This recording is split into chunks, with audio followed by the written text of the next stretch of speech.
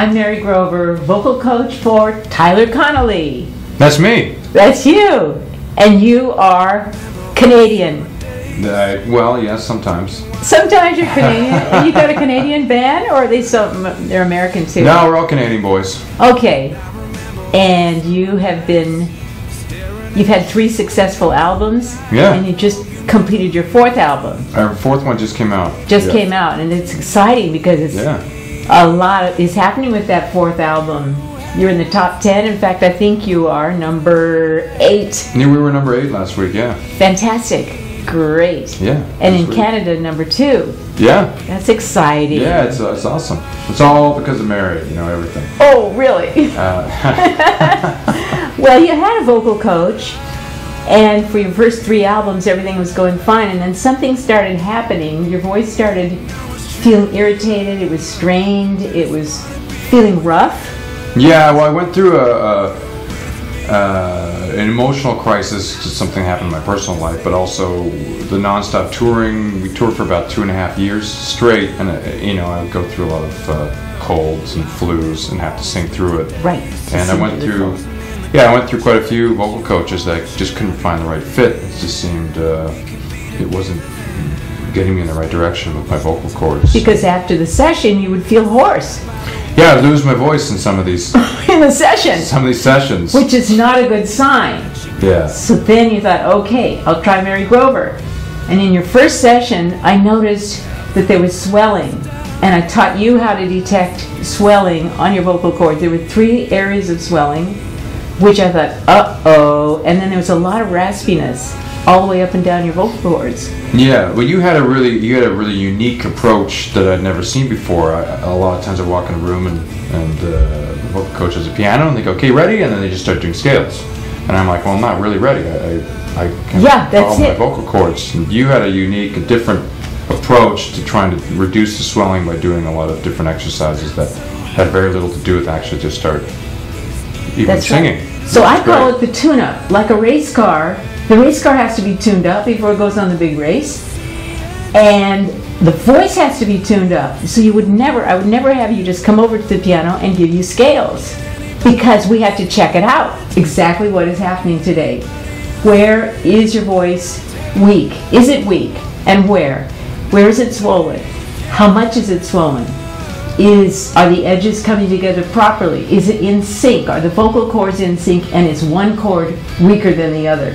That's very, very important, because if you had one, and you did have one chord that was weaker. Yeah. And so we worked on that. I showed you how to do that. You took it out of your throat. No, it was by listening and exercises, right? Right. It wasn't painful. No, it was great. Right, and so we found out, and then you strengthen that weaker chord. Then we put them together, and they synchronized. They began to be synchronized with a little less roughness. Now, what I was worried about was I wanted you to keep your signature style, your signature voice, your personality, your sound. I wanted to keep that sound because that is your trademark. Right. And so I had to work very carefully not to change your voice and make you sound operatic, right? Right, yeah. Yeah, and you never did. Didn't work. You didn't sound, although you did do Figaro, Figaro, Figaro. Yeah, it was fun. You actually tried to get me to do, I was going to, for homework, to do an opera song, but I told you they all didn't do it. Yeah. I still want to, though. It'd be cool. Well, you have a beautiful vocal instrument, and that's one reason why you recovered so quickly. We had the deadline of your 4th album coming up. It was very important to you to have a good voice and to feel comfortable. You wanted to feel comfortable and creative as you were singing. That was the main thing. Yeah. You wanted to be your whole creativity. You wanted to reach your audience, and your voice has a texture to it that is very penetrating to the mind of a person. It really, when you hear your voice, they always know it's you. Everybody knows it's you because that's what you want. That's what you want. Yeah. And so I didn't want to destroy any of that aspect of it. So I actually pride myself in always helping a singer like you keep your signature sound and style. However, strengthening your voice. Right. So we were like working like mad trying to get your voice stronger. We go into the vocal into the recording studio, and your producer said, "Hey, what happened? Your voice is bright and open." Yeah, he did, yeah. Did. First song, yeah, he said that. Now, whenever a producer says, "Hey, what happened?" that means he didn't expect this to happen. That means, in general, singers come in and they're the same as they were 6 months ago, or maybe worse if they've been touring. But in your case, your voice was bright and open. He was thrilled.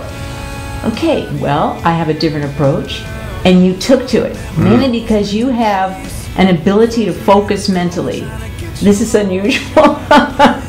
Well, I mean, for a lot of vocal coaches, they look at the physical aspect of of singing, but a lot of it is actually mental. A lot of it's like a mental block, right. or you know, and that for me too. I mean, when you go on stage, there's a lot of adrenaline happening.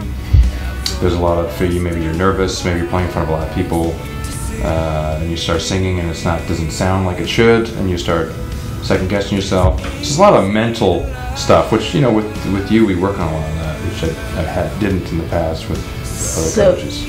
Your throat had been tight when you sang. It felt tight. You couldn't get your high notes, and so I helped you open that up with relaxation techniques to relax the muscles that were too tight, too strong, and to strengthen the muscles that needed to be stronger, so that you didn't have a weak voice, that you had a strong voice. So then there are 3 reasons why your recovery was so quick and so thorough. And that is number 1, because you have the ability to focus on the exercises, focus on yourself and your goals and your music and your voice. And you have a kind of a calm personality. Your mind is not cluttered up. Yeah. It is open and receptive. You're able to allow the techniques to take over. You're able to allow that to happen. And then the 3rd reason is because you have a tremendous vocal instrument. I thought it was because I got drunk a lot. I mean, this is really good vodka. It's not even in this. Yeah, well, the other thing is, okay, there's a 4th reason why you did so well. You're not into drugs. Yeah, drugs aren't into me either. Yeah, and so even though you like to go flying sometimes around on the stage, but you're not high on drugs. You're just high on your music, and you write your music too, which is so incredible. In fact, I was totally amazed because you would say to me, "I'm recording tomorrow," and I would say, "What song are you recording?" You'll say, "I'm finishing it tonight." And then you walk in with a brand new song and you record it, and it was a smash hit. It's like it's just that easy. It's flowing out of you. It's like unbelievable. You didn't have to sweat over it for weeks and weeks and weeks. It just flows out of you. Well, the stress is there. You just don't. I'm very stoic. You're stoic. Well, yeah, but you're not stressed compared to other people, I think. You think you are. Well, I enjoy the pressure. I think you enjoy the pressure. It drives me. It motivates me. The pressure. I'd rather be always going and working rather than. But I am usually a bit of a procrastinator. I usually do wait. I gotta sing the song tomorrow. I better finish the last verse. Yeah, but you could do it. And the interesting thing was that you were able to finish that album, and it is a hit album. It's doing great. Yeah. It's doing great, and we've been working together via Skype, in person, on the phone, etc., and your voice has continued to improve. In fact, your manager said to me, "Hey, his voice is getting stronger." Now, he said it as though he wasn't used to that. He didn't expect it. He didn't expect it. Well, he hasn't seen anything yet, because at this point now, last session you had, your vocal cords were not swollen, and you've been touring. Yeah. You've been touring, you've been partying like crazy. Obviously. With the babes. Yeah, right. And so with all that partying, with all that fun, and then traveling by air is very dehydrating. It dries you out. And this is a constant battle because your body is your vocal instrument. Yeah, it's one thing that kind of can be lame sometimes about being a singer is that you're a guitar player, but your instrument is a piece of wood.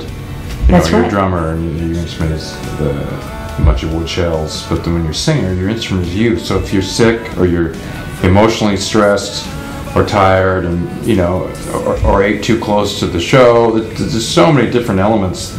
Like you said, the air, you fly from one city to another, and it's a totally different humidity. It can totally affect your instrument.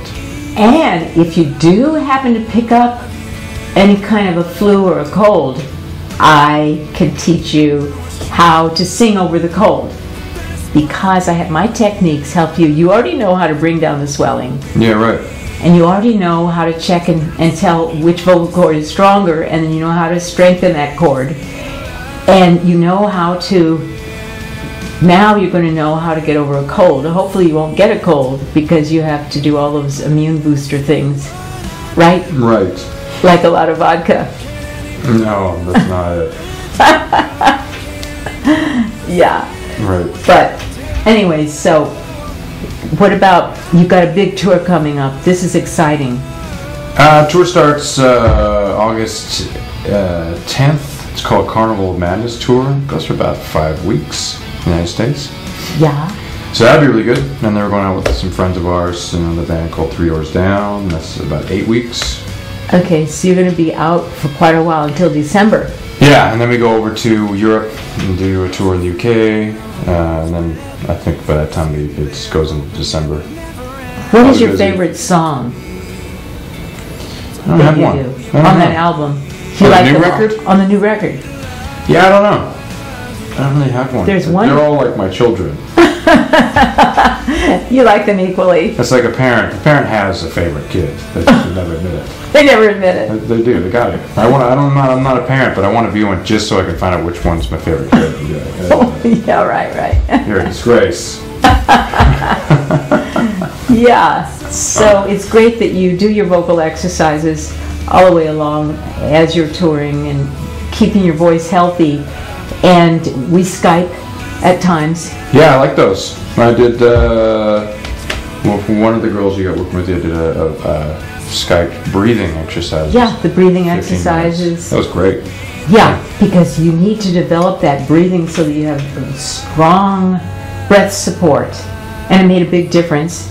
And then we work on vocals and checking out your vocal cords and the exercises to strengthen your voice. Yeah. So now that your voice is totally back to normal, now we can really strengthen it.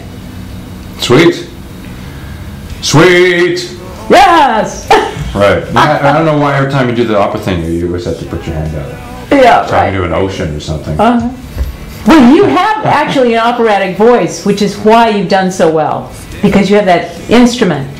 It's an instrument that is way above average. Yeah, I got it from my dad. Your dad was a singer too, and songwriter. Yeah, he's pretty That's- badass. That's neat. Yeah. Yeah, so you grew up with it. You probably started writing Yeah. when you were a kid. I did. Yeah, I did. I was always around music, so I was lucky. You wrote whatever you were feeling. Yeah, when I was a kid, I probably just wanted to go play on my bike. Yeah. That's what I was feeling. Yeah. So, this is exciting. It's been a pleasure having you here, Tyler. Pleasure's all mine. Good. Mary. It's a pleasure having you as a client because you pay attention and you do your exercises. I know. You've been great. Really, Oh. you've been a lifesaver for me. Oh, So, thank you so much. You're not fired. It's been a pleasure having you here today, Tyler.